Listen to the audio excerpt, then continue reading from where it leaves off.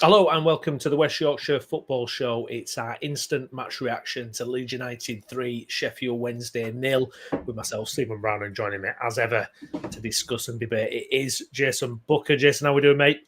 Very good, mate. Very good. It's nice when you wait all weekend and then you're not left disappointed, because it's always the worst, isn't it? It kind of ruins my whole weekend in reverse, because you're waiting for it and then it comes and then you have disappointment and then lead into Monday. It's just the worst. So yeah, thankfully we did the business today.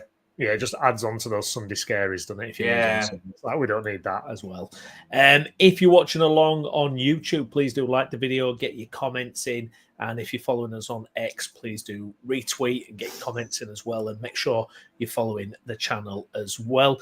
Well, there we go, Jason. A 3-0 win. Probably a scoreline that doesn't probably tell the full tale of the match, really. Especially kind of first half, a very kind of back and forth game. Second half, a little bit more in Leeds' favour, I believed. A couple of changes, obviously, a lot of changes compared to the Harrogate game. A lot of different players coming in for that one. Obviously, we got the usual starting 11, or as close as can be in this game.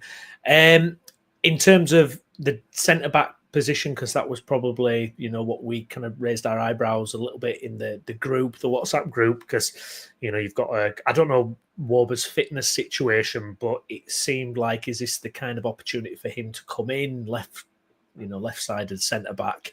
But it was Ampadu. We know how highly Farke rates Ampadu as his captain.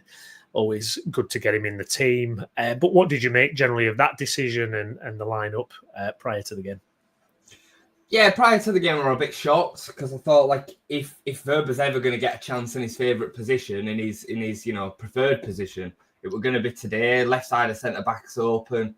Ampadu's kind of come back in and been needed in the midfield. We've looked less defensively solid when he's not been in there. Yeah. Wöber, has come back from injury. He's been back on the bench a couple of games. He came on against Harrogate. It just made sense that he would start this game. And I think prior to the game, it says a lot that's where Wöber is. He's not even second choice on the left side or third choice. He's fourth choice behind a midfielder.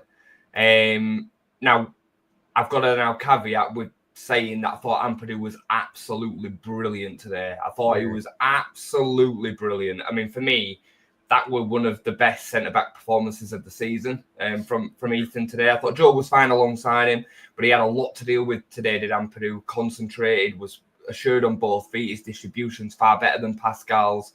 And he read the game really well, and he concentrated solid for 90 minutes in a game where we really had to, especially first half. And I do think that had Pascal been alongside during that first half, I think we'd have probably conceded. I think that was the difference. I thought it was excellent. So look, I say it before, I'll say it again. What do we know as fans? Because I'd have started Wöber and Ampadu, is put there and trusted there by the manager, and arguably was man of the match. He wasn't mine, but he arguably was, and he was brilliant. So what can you say about it? Yeah, absolutely. The thing with Ampadu as well, when he's on form like that, because it's potentially arguable that he's been a bit hit and miss since he came back from the injury. I think it's probably a little bit harsh. I think he's in most of the performances been absolutely fine. I think it does feel like it's rewritten history a bit. Last season when Pascal came out and Ampadu came into that role, we did have our best run of the season. I think it's one of those forgotten things of last year where we didn't go up because Pascal wasn't playing. And I agree with you. I think that game would have been absolutely ripe for a lapse in concentration, a mistake, or something from Pascal, which we see basically every game. I'm not saying there isn't, there is a lot of good parts to Pascal's game. I'm not saying he's a bad player by any stretch, but you just don't get those lapses from Ethan in that way. And he did have a lot to deal with, like you say. The tackle for Windass that's going through, and Windass has basically got one-on-one with Melia, and a great sliding tackle. I mean, it was almost lucky that Windass didn't just take that, really. He should have taken it first time. He should. Yeah. But he gave him an opportunity, and Ampadu defended brilliantly. The reaction to kind of deal with that sweeping background on the offside of the attackers, massive. So I thought he were excellent today, mate. I don't know who got man of the match in the end, but he certainly will have been right up there. Yeah, absolutely. Another player that I thought was outstanding today, Jayden Bogle. I mean, he was really in that kind of Cafu form, wasn't he? He was just up and down, and I mean, skillful, pace, kind of everything you want from a fullback in this position. Absolutely outstanding, wasn't it? It felt like you were right up for it from minute one. Yeah.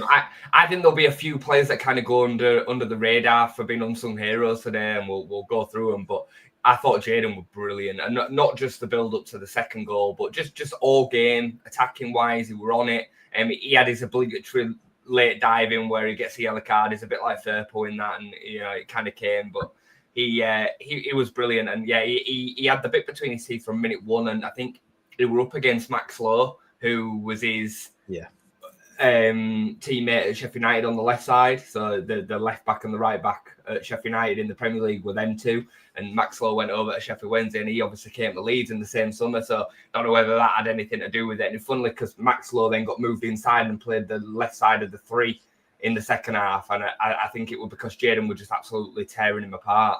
Every time he went forward, it looked like he was going to make something happen. Even from minute one, he pinged the ball over to Solomon that Solomon couldn't even control it, had that much swag on it.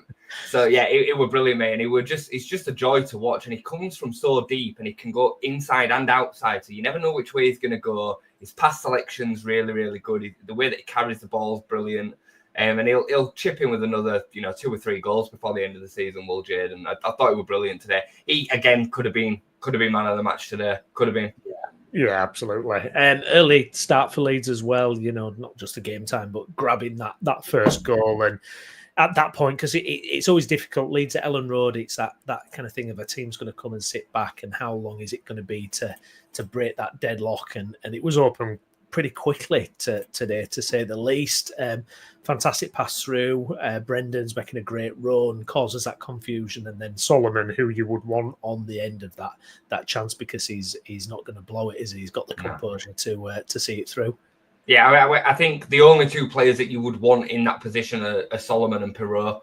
You're the only 2 players that you would kind of back to take it round the keeper, take that extra touch, pick the spot between the 2 defenders that are on the line. Imagine James takes that, or Aronson, or Nonto. That you're not sure whether they're still going to score. Yeah. And whereas with them 2, you are. And when I put a post out straight away about it, because I do like kind of saying "I told you so" with Manor Solomon. I can't lie. Like I just think he's got so much unfair criticism. And I thought again, first half, second half he were a little bit quiet, but I thought first half he were brilliant. Connecting and linking play. It were a great start, mate. And hopefully now we can stop this nonsense about our Leeds can't win games in early kickoffs and all that kind of stuff. Like, I don't, it exists, but it don't mean anything. It's just coincidence. And we kind of put that to bed today. We started well, and when we score first, we usually win. And we certainly, the statistics tell you that we never lose. So it's massive. I mean, to be honest with you, even though we scored that early, I don't think Sheffield Wednesday had to come and sit. They're not that kind of team. And they were particularly impressive first half. I would go as far as saying that was up there with the best halves of football we've seen an opponent play at Ellen Road this season, in terms of the way that they actually tried to approach it. They still didn't create much, which teams don't against us. Meslier didn't have much to do, and we'll come to him in a minute. But they felt like a threat of danger for a lot of that first half. Second half, I think we did better at controlling the pace of the game and controlling where the ball was, which then saw us wrestle control back in it. To me, the second half, I know the commentators like to kind of create a narrative that it were a sweat all game, but for me, it always felt in the second half like the goal was going to come and we were going to finish the game off. Rather than in the first half, it felt, I think me and you both agreed, it kind of felt like we were waiting for a Sheffield Wednesday goal through either a mistake or something to happen. So I think they did great in the second half to kind of wrestle that kind of control back of the game, to be honest. Yeah, I think that's spot on, because that first half, I mean, I think Sheffield Wednesday, they only ended up with an XG of about 0.34 or something, so which tells you that they didn't have much in terms of the way of chances and whatnot. But that was a showing from them, going behind to local rivals, in an atmosphere like that at Ellen Road, and they did show what they're about that first half, certainly. And I was kind of a little bit on tenterhooks. We were kind of waiting for clanger to happen or a slip or something, an aerial, duel or something that was going to fall to them, especially those corners that were flying in and everything. Which leads us perfectly, as you mentioned, Illan Meslier. Now, my problem was with this game, I would say 75% of my anxiety watching that first half is around the fact that Meslier is in net, to be perfectly blunt, because I'm thinking, what are the defenders thinking in their heads? What are they thinking when they've got this guy behind him who, I was convinced they would just be shooting at him from any old ridiculous angle, and I think they probably missed the trick by not trying to force that a little bit more. They didn't really get the chance to, did they? They didn't. No, that's the only thing. They never really had the opportunities, did they? But when we saw it with a couple of crosses, Meslier had a couple of flaps and that kind of thing at it.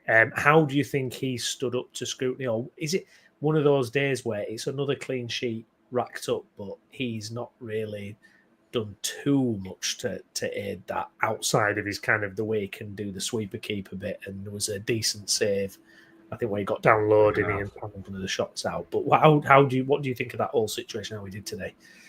I still think it was the wrong decision, regardless of the fact that we've ended up getting a clean sheet. I do. I think it created unnecessary pressure and stress on everybody. More importantly, the back line, which was changed anyway. You have Sam Byram at left back and you have Ampadu at left centre back. That's not ideal in itself. I just don't think there should have been that problem there. However, I think he did fine. There was one moment where he flapped up one in the first half where, the referee misses a blatant handball. He literally goes up and punches it over, and that's what Meslier is complaining at. But Meslier shouldn't be there. He's in no man's land, and he's chasing the ball around again. And that aside, though, he did all right, mate. He did. He was still able to deal with that scrutiny and that pressure that was on him. 37,000 at Ellen Road today. He would have known what people were saying, and he still did everything right, especially in possession, which, like I mentioned last week, is a massive part of our game. He never made a wrong call with the pass to either Road or Ampadu or out, or to go long or to go short. He got all them right. And all that you can ask a keeper to do aside from that, if that's the way that you're playing football, is then save the ones that he should save. And he did today. There were a smart save down to his right that he should save. And then I think there was one that came straight at him about 20, 25 minutes in from Masaba, I think his name is, that he dealt with fine. And that's all you can ask for. That is all you can ask for. He punched one in the second half again that he should have done. But it's still a problem. It's still a problem. And it's always going to be a problem. But look, in the hindsight of the game, Daniel Farke has dealt with it in the way that he sees fit. And he has now been justified because his keeper got another clean sheet and didn't make a mistake. So in the building up process of Illan Meslier, maybe this is actually the best solution. Possibly. I think it'll be interesting to see what happens when he gets those shots. When a team is able to get a proper shot at him on target that's 50-50, what will happen? And then that's the kind of moments where it's likely to potentially go the other way. But look, we need a confident Meslier, don't we? If we're going to do this season, we need him to hopefully build that confidence up. You would have thought that kind of process would have already happened, really, with how good we've been over the last kind of 18 months. But these errors keep coming. But hopefully this is the start of it again. And we'll see how we get on. It always makes me laugh when the commentators are like, he's been in good form apart from a couple of blips, and it's like, well, we barely get a shot. The teams barely have a shot at him. You look at how many shots he concedes through the games. It's kind of. Do you see the stat about James Trafford? If James Trafford had been in net for Leeds with his save percentage, he would have conceded 8 goals this season. It's crazy. It is crazy.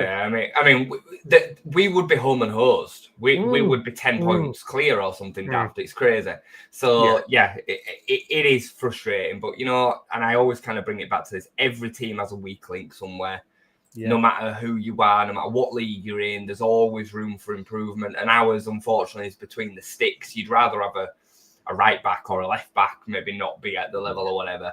You can kind of course that through, whereas the keeper is so important. But it is what it is. And, I've said this and I keep on saying it, it shouldn't make us miss out on promotion. It shouldn't. Even though it's a problem, the squad and Fark will have still failed if we don't go with Meslier or Darlow in goal. With Cairns in goal, I'd be saying the same thing, mate. I would, because I think we're that much better than everybody else that we play. Well, there's been a lot of, obviously, anxiety and worry about the transfer window. Will Leeds do anything or not? Look at that bench today. I mean, Matteo Joseph, Gulavugi, Nonto, Gruev, Firpo, Schmidt, Vober. They all start for nearly every other team in the division. All of them. I mean, it's wild, isn't it? You know, when you see that bench, you think, well, there's players there, and I get, you know, the square peg round hole debate and all that kind of thing. But like, I agree with you. I think if we don't go up, there's only Farker that it falls at with that squad. Right, with that bench, who drops out if you sign someone? Yeah. Who do you leave out of the squad? Yeah. You know, the ones that are out of the squad at the moment, you can say fair enough, you know, a Bamford or whoever. Like, I can't even think off the top of my head who else is missing out of that. But who do you drop out? You won't want to leave any of them. No. Maybe Joseph, but even that's harsh. Yeah. So, like, Schmidt, yeah, but I mean, I like having Gulavugi come on. When he came on today, he looked like a real leader and a composed figure. I mean, let's not talk about the arrogance. We won't talk about arrogance. Let's not talk about the playing the centre back stuff. But I thought he looked great today when he came on. You know what I mean? He kind of composes everything. He links everything together nicely. And so I like having him there. So I wouldn't want to swap that out. He's a great backup. So I'm not in this desperate need like some are to sign one. And I said this on the show last week, if Emi Buendia came up and it was a realistic option, I see it very similar to Manor Solomon. It's worth the risk of his injury record. He's sitting on the bench at Aston Villa. The guys would be a cheat code playing at this level. Yeah. Sure, you bring him in with a an obligation to buy if we get promoted. I'm fine with that. But I don't want Tom Cannon. I don't want Ben Brereton Diaz. So I'm not bothered that Sheffield United are signing. Sure, it's going to improve their squad. So it's going to make them 1% closer to us. But we are so much better than them, even with them players in there. So we can't stop other teams signing players. So what's the point of being worried about signing players that you just won't have in your squad? It just makes no sense to me. Yeah, no, I totally get that. In terms of elsewhere on the pitch then, what did you make of Tanaka and Rothwell? I felt Rothwell was good today, but I'm kind of not as I don't know if it's that surprise factor, but I'm not as blown away by him as I was kind of earlier in the season. I think Tanaka, this might be a little bit unfair, but I'm not saying his levels dropped off, but I don't know. I mean, there were a couple of long balls today that he got completely wrong. And I don't know. I feel like sometimes he's been a little bit conservative with the ball, but I don't know if I'm judging him by his very high standards, because he kind of got stronger as the kind of game, especially that final period. He seemed to just be everywhere. And I got to be honest, I got to disagree with you on this one. I thought Tanaka just controlled the pace of the game so well today. He's got this innate ability to be able to stand in the middle of 5 Sheffield Wednesday players today, and the ball come into him and him not move, but he's got loads of space. He lets players move around him and he kind of dictates his space, and he links the play up really, really well. And it's so important for the way that we start to transition. I thought at times the passing was a little bit off in general first half, but that was more to do with the fact that the pace and the intensity of the game. Like, you're gonna, in a Yorkshire Derby against a good side, at times you're not going to be able to play a pass without pressure on you. I make this point all the time about the other way with Brendan Aronson doing the same to opponents. When you're under pressure, the accuracy of that pass then decreases. And the better you get up the ladder, the better you get as a team. You know, you get to Liverpool, Arsenal, Man City's level. They can do that under the most intense pressure, and that's why they're the best players. And Championship level, the higher that intensity and pressure goes up, the more the accuracy depreciates. It goes down. So you're going to see misplaced passes. I don't know what people are going to want with that, but we're still pretty much connected as best we can. You know, I've just seen Gavin's comment there about the passing ability. That's not true. You go and watch that first half again, they put some passes together. Sure, they did. They made some nice moves. But you go and have a look at the pressure that they were under when we were effectively pressing. They were kicking it out for throw-ins and we were winning the ball back high up the pitch. You know, we had a couple of opportunities. I mean, Jayden Bogle had a brilliant one where, unfortunately, it kind of bounced back off him and went out for a goal kick. Could have scored another 2 in the first half if the moment had just fallen for us a little bit, a little bit more luck, with a bit more luck, if you like, a bit more rub of the green. So, yeah, I think, most weeks we see us passing statistics being very high because we have so much time on the ball, because teams sit so far back and let us have it. You know what I mean? So, yeah, it feels a little bit like nitpicking territory, to be honest. But I think sometimes what I feel like is it kind of gets slowed down a little bit too much and too often, where players turn back, and it just feels like, no, let's keep that momentum on, let's keep that foot on the throat, let's keep that pressure up.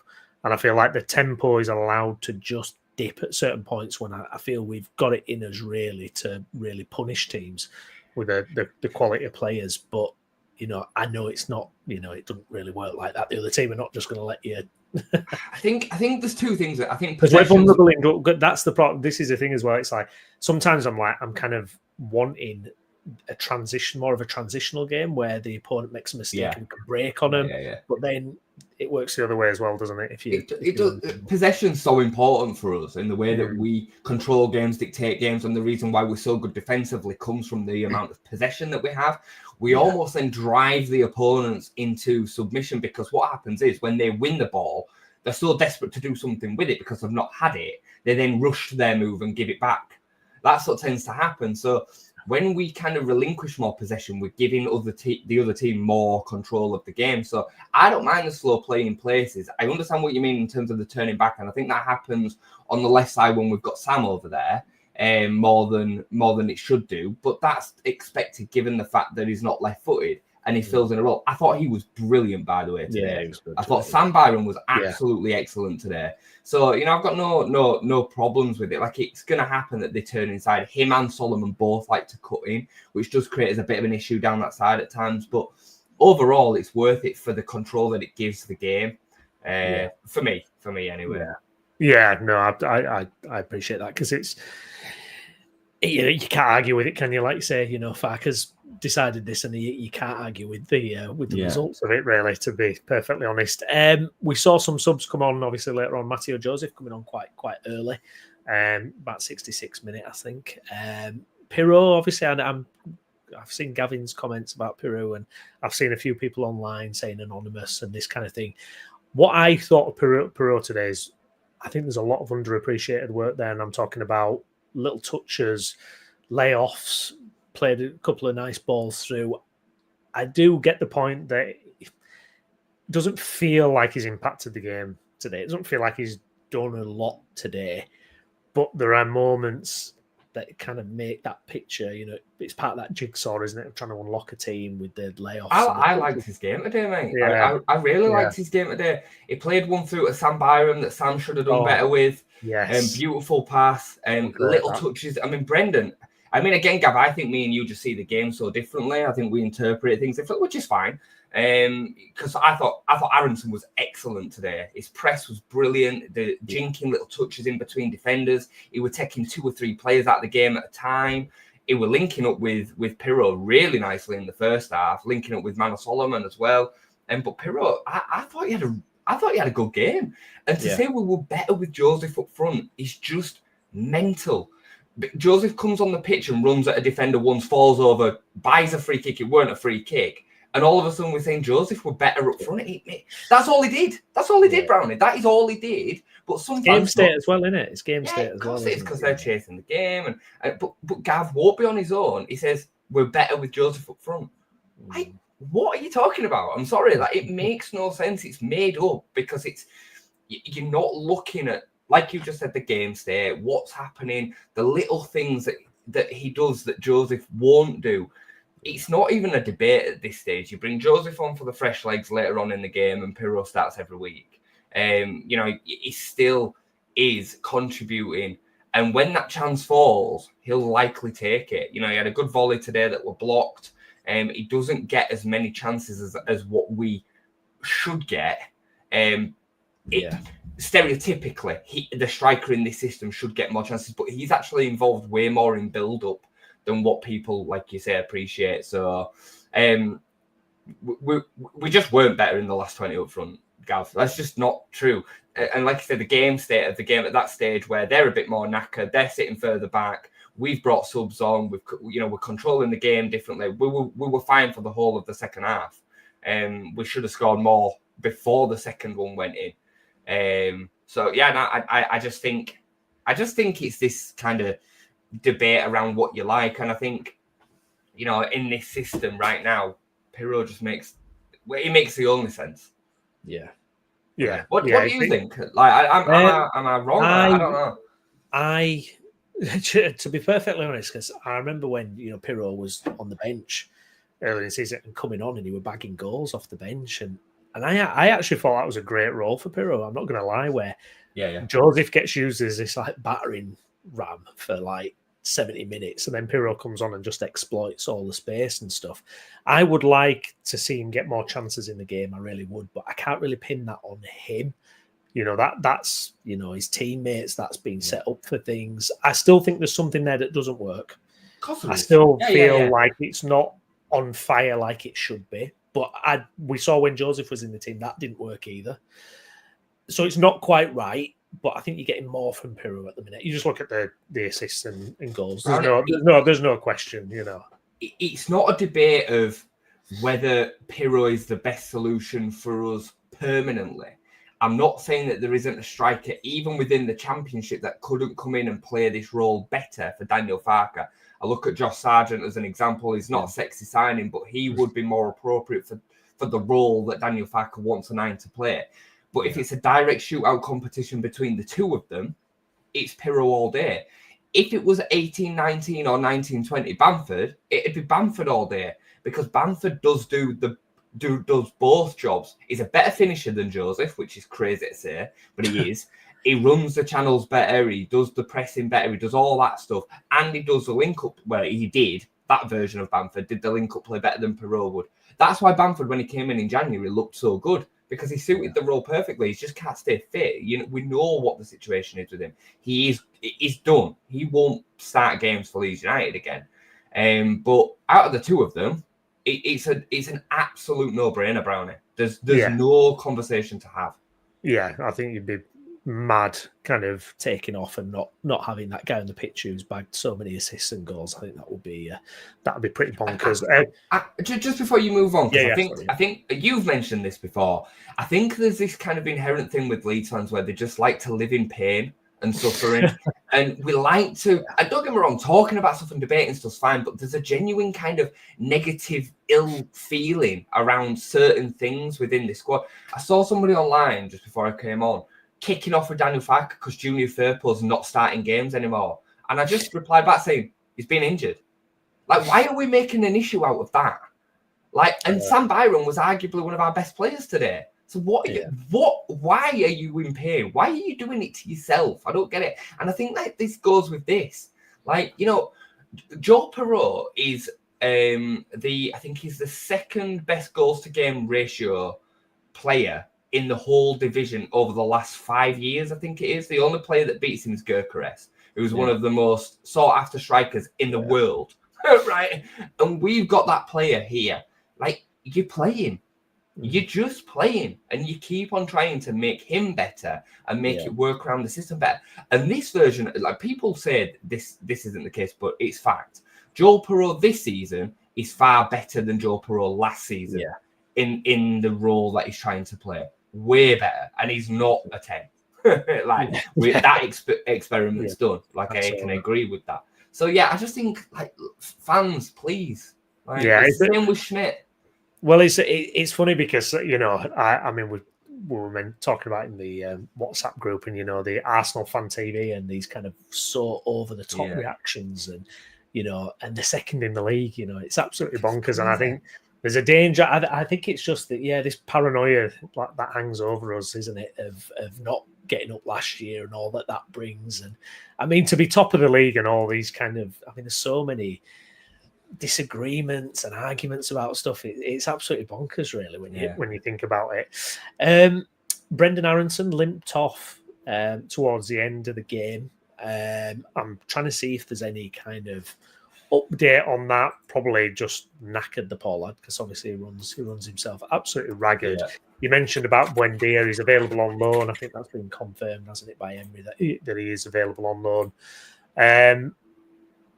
I mean, is that one you just try and make happen potentially? I mean, it's never as easy as that. Player might not want to drop down or that kind of thing. But is it a little kind of warning sign watching probably your only specialist number 10 kind of leave the pitch limping, and you know how much we kind of rely on him? Yeah, I mean, there's definitely a bit of a gap there. I would say, apart from the goalkeeper conversation, the 9 and 10 situation is probably the biggest holes that we've got within the squad. Again, I can see me and Gavin just disagree all the time, but like, how can you say get a centre half in when we've got an international centre half sat on the bench? It makes no sense. Yeah. I mean, Pascal's not going to be out for the season. He's out for 3 to 4 weeks from what we've heard. We've arguably best player on the pitch today, Ethan Ampadu, filled in there fine. We know he can play as an out-and-out centre-half. It's not like he's been shoehorned in there as such. He's played a lot of his career at centre-half. Yeah. And we've got an international centre-half sat on the bench. What do you want? Like, I don't get it, Brownie. Like, why would there be this desperate urge for that? Like, if Rodon got, an injury that we're going to be out for the season, then fine. I can totally get that. But Joe Rodon's probably the most dependable player that we've got from a fitness perspective. He literally wheels him out with head bandages on a lot, like he's always playing. So just don't make sense. And even then, if he comes out, Ampadu can play there. Yeah. So, again, this isn't the same as last season when Ampadu was filling in at centre half and we didn't have anybody to play in centre midfield. We had a problem in centre midfield last year. We've got Joe Rothwell, we've got Tanaka, we've got Gruev coming back, who looked good again today as well. We were a bit unsure about that sub when he was getting ready, and I thought it was great. It kind of slowed the game down in the way that we needed to get control. He's a ball-winning midfielder. He's good in that area of the pitch. I quite liked his performance. And then, worst case, we've got Goalkeeper. So I just don't see it in that area of the pitch. But yeah, you're right. In the 10 spot, Brendan I don't think people realise just how much we would miss Brendan Aronson if he wasn't in this side. I really don't. We missed him against Harrogate, didn't we? I mean, even Harrogate could see that there wasn't that kind of, link up. He's so underappreciated. So underappreciated. I mean, for the system, again, he's probably the best 10 in the division. I can't think of anybody else that's playing within the Championship right now that would be better suited for a Daniel Farke system. Especially playing alongside Perrault, because we know that Perrault's not going to get around and do the leg work that Brendan does. He's just excellent for the system. But yeah, I would like to see someone come in there. At 9, I'm a bit like, one day I feel like we desperately need one. The next, I feel like we're all right. Because who do we get that's going to come in that's going to be better than them? And then what happens with them two? What happens with the progression of Joseph? You have got other players that can play there if we're desperate. Ramazani can play up front. Nonto can play up front. If both of them got injured, just say you can't recruit a player that's capable of starting week in, week out in the Championship to come and sit 3rd spot. You just can't. Like, it's impossible. So it's a real tough one. That's why an Emi Buendia, as an example, makes sense. But I don't see Buendia dropping to the Championship. No. I just don't see it. I think he'll have options in Spain, and I think he'll have options. I've heard that River Plate are after him. He's obviously Argentinian. That would make a lot of sense for 6 months, go back home and gain some fitness around fans. That would be absolutely buzzing to see him, in his homeland, if you like. So, yeah, I just don't see it. See it. Ramazani, slowly coming back into the fold. Obviously scored against Harrogate last week. Terrific goal today. Yeah, feels like he's probably one of the few in the squad that can produce that kind of moment as well. Yeah. How pleased are you to have him back and looking sharp and looking like he's ready to impact things? Because obviously I have Nonto on the other side who doesn't really look like impacting games too much when he's either starting or coming on. But how good is it to have that person after Solomon and James in that kind of wide position that can impact games? And how big do you think his role is going to be going forward in the next few years? He's got a massive role to play, whether that be starting games or coming off the bench. But again, about this thing about Leeds fans liking to hurt themselves, I've seen people kicking off that he only got 13 minutes today. Dan James and Solomon were brilliant. Like, I wouldn't have been in a desperate need to change it. I thought Farke got his sub spot on today. Yeah. And it's on Ramazani to make that impression when he came on, and he did. He did. He made a real difference, and he looks like he's getting back to full fitness. It looks like he's sharp, match ready, not just fit, like match ready. I thought it was great. And again, you're right. He's one of only a few within the team that can switch the ball onto either feet and do what he did today. Caught the keeper and the defence out with a great finish. And he, like I say, he's going to be massive, mate. And I hope he does start games. He's third choice for me right now. He's a third choice winger within what we've got. But you cannot argue with the output of Dan James and Manor Solomon. Like today, they were brilliant. Dan James was really causing them problems down that right-hand side. And Solomon just does what Solomon does. You know, he's pretty much week in, week out. He's that man now. So, did you see him getting ahead of either of them at all? If it's weird. It feels like there's some kind of Ramazani. It feels almost like potentially is a higher level with him. Maybe not with Solomon, but with James certainly. In terms of technique, and it feels like there's another gear with Ramazani compared to James. Although I think James has been absolutely fantastic, and I don't want to see him dropped. But you just wonder if over the course of the next couple of months, we might start to just see Ramazani kind of get more time potentially. I know exactly what you're saying. Like Ramazani's ceiling is very, very high, I would say, in terms of his potential. And we've seen what he's capable of in terms of his technical ability. He's ahead of Dan James for sure. He's probably ahead of Nonto as well. So I totally and utterly hear you. The problem that I think that we've got in them areas, even though Nonto and Ramazani can play on the right, they all want to play on the left, including Manor Solomon. So I think you've got three natural left wingers and then one natural right winger in Dan James, which then kind of leaves you all vying for that left-hand side spot. And for me, like there is only one starter there for the rest of the season, and that's Manor Solomon. Manor Solomon is an absolute cheat code at this level. He plays every game if he's fit. I said it from day one, and he's still the same now, and we've seen it, and we've seen the fruits of that. He starts every week. And I think, like, you cannot have him sitting on the bench. You just cannot, right? Unless he's taking a knock or whatever. So you then kind of have to shoehorn one of the others in. I think Ramazani is probably more natural to playing on that right because he's quick. He can kind of drive to the byline a bit like Dan James does at times. So it's a tricky one, mate. It's a real tricky one. Dan James is probably going to get a knock before the end of the season. So I'm going to say we can be patient about this because the likelihood is Solomon will get another injury. James will get another injury, and then all of a sudden, Nonto and Ramazani could be starting, and you've got that time. I don't think there has to be this reaction where it's like, well, why isn't he started today, Ramazani? Why isn't he? There's time, isn't there? There's time for these things to happen. There's a long way to go, a lot of games to go. Other players are going to get injuries, and people are going to get opportunities. I've seen a lot of people say, and this for me is one of the most dumbest takes I've ever seen, and there'll be people in the chat that agree with this, and it's so stupid. Is the Ramazan is our player and Solomon's not, so Ramazani should start because of the progression of the player. Like, what on... Like, one of the luxuries of being one of the top championship teams is that you can go, especially with a club like Leeds, you can go and get somebody like Solomon on loan, somebody like Ben White on loan, and play these players over your own players, and they will carry you or help you to promotion. Can you imagine people saying under Bielsa that Ben White shouldn't start games and we should have started Pascal Stroik or whoever else that we had in the academy at the time? It's moronic. It is so stupid. Like Jack Harrison shouldn't have started because we're on loan from Man City or whoever. Like, it would just create, and I see it with Solomon. Or Solomon shouldn't be starting because Ramazan is our own player. He's the better player, so you play him. That is crazy. Absolutely. Quick word for Sheffield Wednesday as well. Difficult week for them, obviously. Danny Rowe, we know what a terrific job he's done since he took charge there. Seems to be getting undermined significantly, though, by the owner there, Chansiri. Roll, he's come out after the game. He said it's not fair to compare us with Leeds today. We faced a team of £180 million. So he's gone slightly different angle to the best team in the league. Now he's just the money, the value. He's right, though.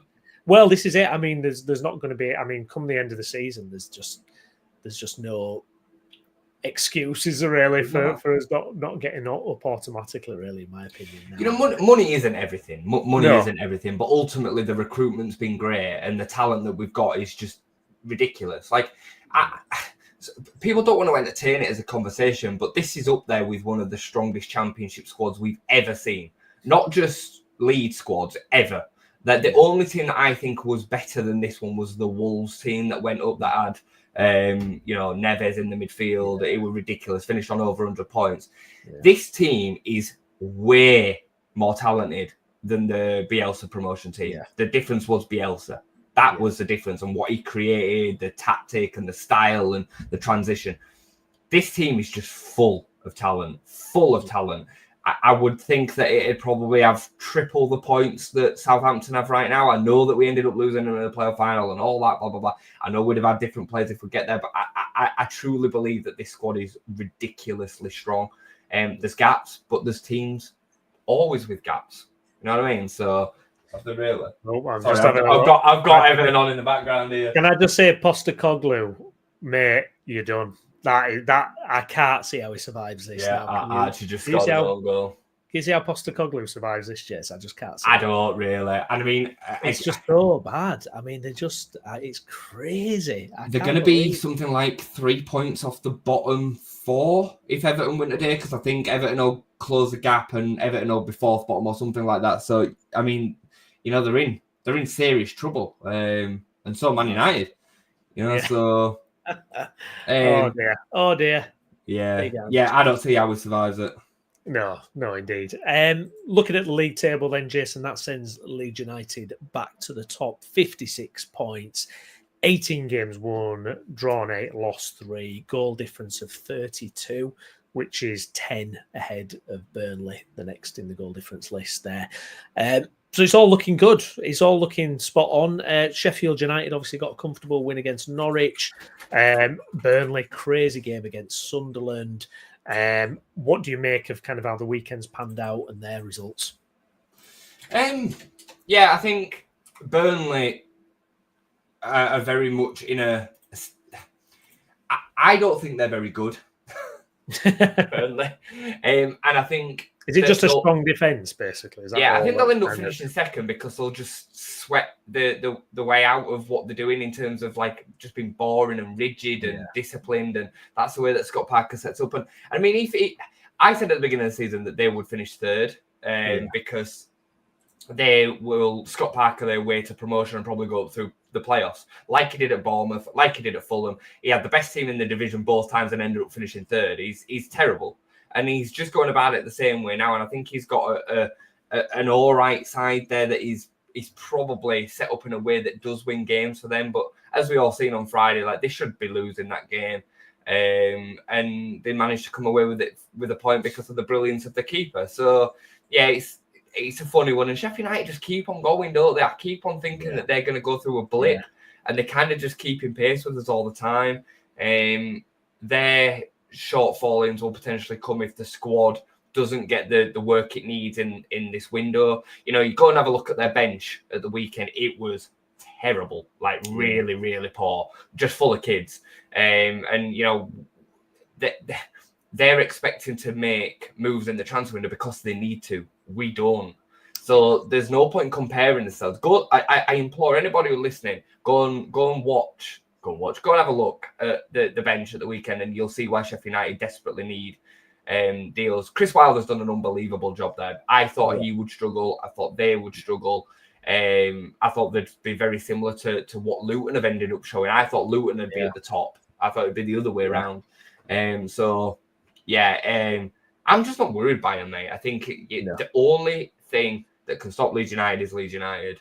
I keep saying it. Like, as long as we can keep on performing to the levels that we should and we can, we are too much for nearly every team that we face.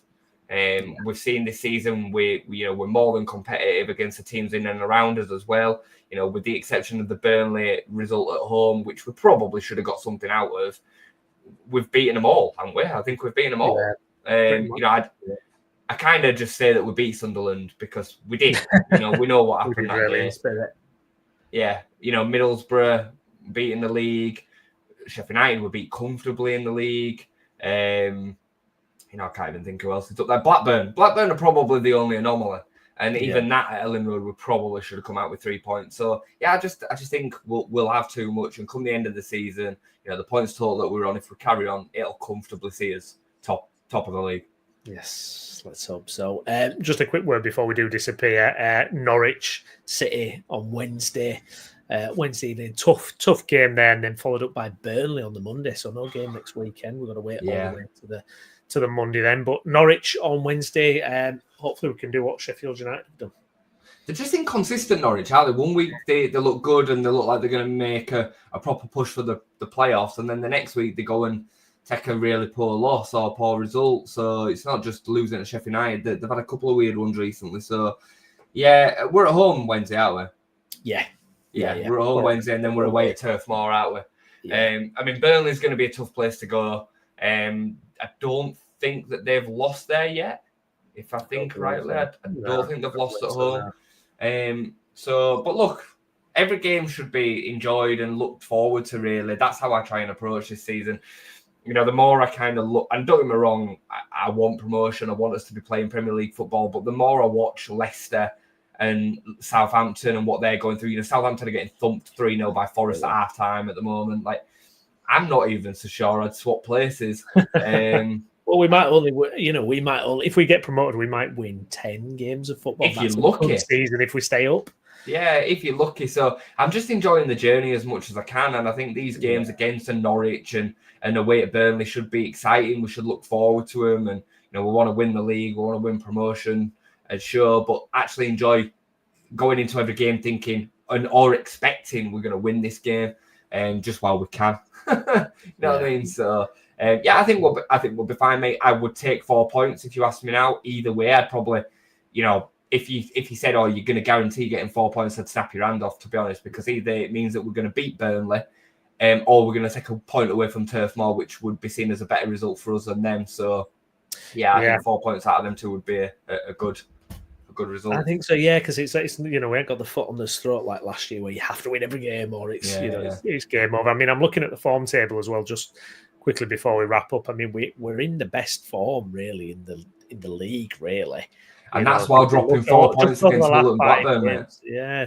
exactly. I mean, we should have won both them games, shouldn't we? Absolutely. We should have won both them games, especially the whole game. You know what I mean? So, like, imagine where we could be, and I'm not just saying that from a perspective of like it was 1-1 and we could have scored another goal. We were winning both. We were banging control, weren't we? So. Winning at the end of both games, blimey, good stuff. Yeah. But there we go. Wednesday, will you be free Wednesday for? I'll be tired, but I'll come on. Yeah. And that's just for watching Leeds, we'll be back Wednesday to take a look at the Norwich game. But thank you everyone who's got involved and commented. If you're watching this video again later, please leave your comments as well. Tell us what you thought of everything we've discussed. If you're watching on YouTube, please like the video, give a subscribe to the channel as well. And if you're following on Twitter, please make sure you're following the page as well. We'll be back tomorrow for our Monday night review for all our teams across West Yorkshire, and myself and Jason will be back on Wednesday as well. I'll be Stephen Brown. Thank you very much for joining us. Alongside me has been Jason Booker. Jason, thank you very much, mate. Thank you, mate. I will see you again soon. Thanks for watching. Bye-bye.